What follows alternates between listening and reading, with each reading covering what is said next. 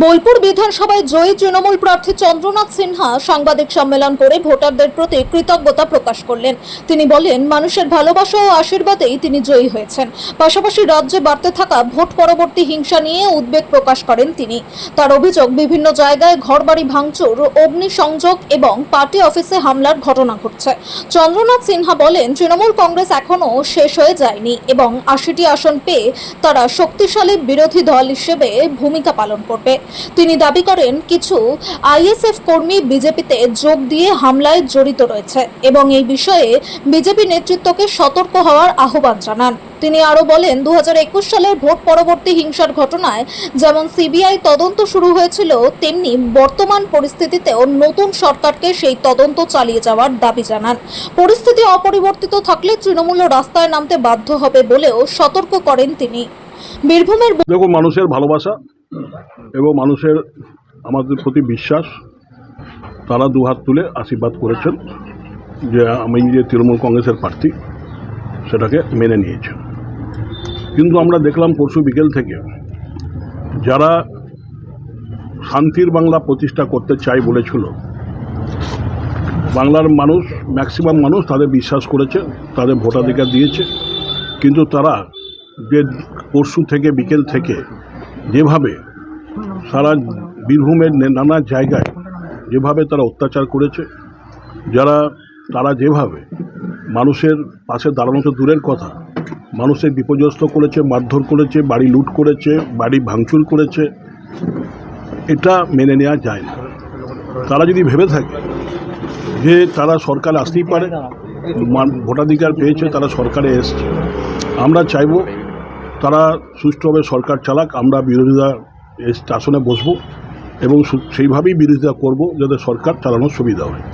কিন্তু তারা যদি এইভাবে মারপিট করে মানুষকে বিভ্রান্তি শিকারের মধ্যে ফেলে দেয়, তাহলে কিন্তু মানুষ কিছুদিন তাদের সহ্য করবে, তারা ঘুরে দাঁড়াবে। এবং আমরা এখনও শেষ হয়ে যায়নি, আমরা প্রায় ৮০টা সিট নিয়ে আছি। তাই আমরা তাদের উদ্দেশ্যে বলতে চাই, আপনারা যে শান্তির বাংলা প্রতিষ্ঠা করবেন বলেছেন, ভারতের প্রধানমন্ত্রী বারে বারে বলে গেছেন নানা জনসভায়, সে শান্তির বাংলা প্রতিষ্ঠা করুন, আমরা নিশ্চয়ই সহযোগিতা করব। কিন্তু অশান্তির বাংলা প্রতিষ্ঠা করতে গেলে সহযোগিতা পাবেন না, আমরাও কিন্তু রাস্তায় নামবো, সে বার্তাটা দিতে চাই। সরাসরি চ্যালেঞ্জ বিজেপিকে। নিশ্চয়ই তারা এইরকম যে তারা রক্ষাজনকভাবে কাজ করছে, তারা মারধর করছে, তো আচ্ছা এই বাড়ি ভাঙচুর করছে, বাড়ির মেয়ে ছেলেরা কী দোষ করবে, এবং তারা লুট করছে, তাহলে তারা যে অপরাধে আমাদের অপরাধী করেছিল, তারা যেভাবে আমাদের ২১ সালে ভোটের পর আমাদের অপরাধী করেছিল, তারা সিবিআই এনকোয়ারি বসিয়েছিল যে ভোট পরবর্তী হিংসা নিয়ে, আমরা আশা রাখবো যিনি মুখ্যমন্ত্রী হবেন তিনি প্রথমেই এই যে ভোট পরবর্তী হিংসার সুষ্ঠু বিচার করবেন এবং যারা এই দোষী প্রমাণিত হবেন তাদের সঠিক শাস্তি দেবেন। দাদা, বলছি মুখ্যমন্ত্রী এখনো পদত্যাগ করছেন না, এই বিষয়ে কি বলবেন? দেখুন, সেটা আমার বিষয় নয়, আমরা তো রাজ্যে রাজনীতি করি না, আমরা আমার বিধানসভার ভিত্তিক রাজনীতি করি, তাই সেটা আমি বলতে পারবো। দাদা, এখানে বিজেপি যে জিতলো তাতে উন্নয়ন কি বাধাপ্রাপ্ত হবে? আপনাদের এই যে পুরসভাগুলো যে উন্নয়ন করছিল বা পঞ্চায়েত যে উন্নয়ন করছিল, তারা যদি বাধা দেয়, সেটা নিয়ে এখন এই মুহূর্তে কোনো মন্তব্য করব না, কেননা তারা কি করবে না করবে আগে দেখি, তারপরে তো মন্তব্যের বিষয়। তা আমরা আশা করব যে যেইভাবে বাংলার উন্নয়ন 11 সাল থেকে হচ্ছিল সেটাকে তারা বজায় রাখবে। কালকে একজন নানুরে একজন তৃণমূল কর্মী খুন হয়েছেন, যাকে কুপিয়ে খুন করা হয়েছে প্রকাশ্য রাস্তাতে, কি বলবো? তো সেটাই তো বলছি, আমরা আশা রাখবো তারা হিংসাত্মক ভোট পরবর্তী হিংসা, তারা বড় বড় কথা বলেছিল 5 বছর ধরে, তারা হাইকোর্ট থেকে কেস করে তারা সিবিআই নিয়েছিল, সিবিআই এনকোয়ারি হচ্ছে, তো আমরা আশা রাখবো তাদেরও সেই এই যে মারা গেল তার আত্মার যেন শান্তি পাক এবং তার সুষ্ঠু বিচার আমরা বিজেপি পার্টির কাছে করতে চাই। দাদা, 18 নম্বর ওয়ার্ডে একটা তৃণমূল কাউন্সিলরের বিরুদ্ধে অভিযোগ, বিজেপির একজন কর্মীর দোকান পুড়িয়ে দিয়েছে।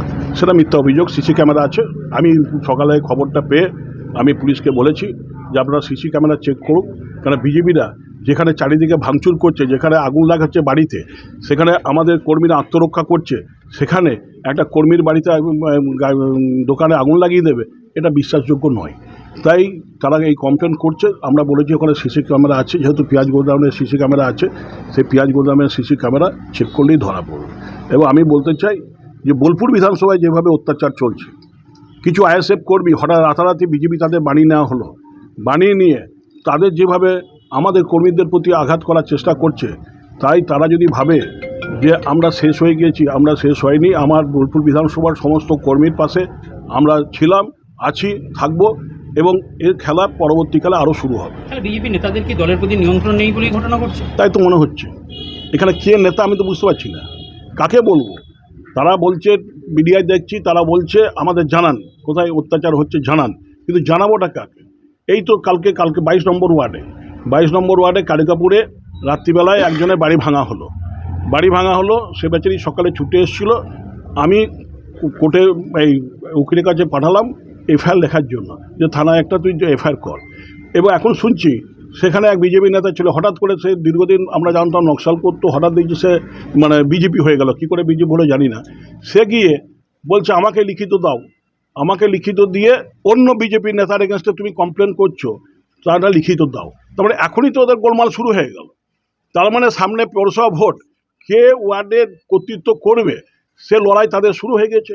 তাহলে একদল ভাঙছে, একদল বলছে ওদের এগেনস্টে কমপ্লেন করো, আমি এটা ওপরে জানাবো, ওপরে জানিয়ে আমি এখানকার নেতা হয়ে যাব। তো এই তো 22 পাশেই ওয়ার্ড আমার কালকেপুর 22 নম্বর ওয়ার্ড, সেই ওয়ার্ডে এই চিত্র জানতে পারলাম। তাহলে এইবার এর দাবি স্পষ্ট যে আমার 30-40 হাজার টাকা তুমি ক্ষতি করেছো, ক্ষতিপূরণ দাও। তারা সবাই যোগাযোগ করছে এখন তার সঙ্গে। এবার যেই শুনেছে এফআইআর হবে, 3টে লবি তাকে ধরেছে যে তুমি আমার এগেনস্টে দাও, ওর এগেনস্টে কমপ্লেন দাও, ও বলছে ওর এগেনস্টে কমপ্লেন দাও।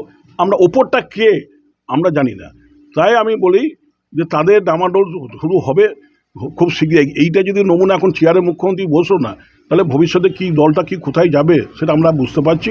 তাই আমি আমার কর্মীদের কাছে বার্তা রাখছি যে আমরা ছিলাম, আছি এবং ভবিষ্যতেও থাকবো। দাদা বলছে যে বিক্ষুব্ধ তৃণমূল আর ঘর ছাড়ারাই এসে এই ধরনের অত্যাচার করছে, বিজেপি এমনটা অভিযোগ করছে। এখানে তৃণমূল ঘর ছাড়া, বিক্ষুব্ধ তৃণমূল এবং ঘর ছাড়া যে অন্যান্য যে সিপিএম এরা ছিল তারা ফিরে এসছে, দিয়ে এখন বিজেপির পতাকা নিয়ে তারাই অত্যাচার করছে। দেখুন, বিক্ষুব্ধ তৃণমূল বলে তো কেউ আছে বলে আমি জানি না, আমার বিধানসভা আছে বলে জানি না। তারা করছে না। এখানে কিছু আইএসএফ ছিল, তারা বিজেপির সঙ্গে হাত মিলিয়ে করছে। এখন বিজেপি নেতারা বলছে যে মুসলিমদের আমরা দলে নেবো না, তৃণমূলের জিনিস লোকগুলোকে আমরা দলে নেবো না। এখন তারা কি করে বিজেপি আইএসএফ থেকে বিজেপি হয়ে গেল আমরাও জানি না। এটাই তো বলছি, লিডারটা কে, পরিচালনা কারা করছে আমরা জানি না। দাদা গতকাল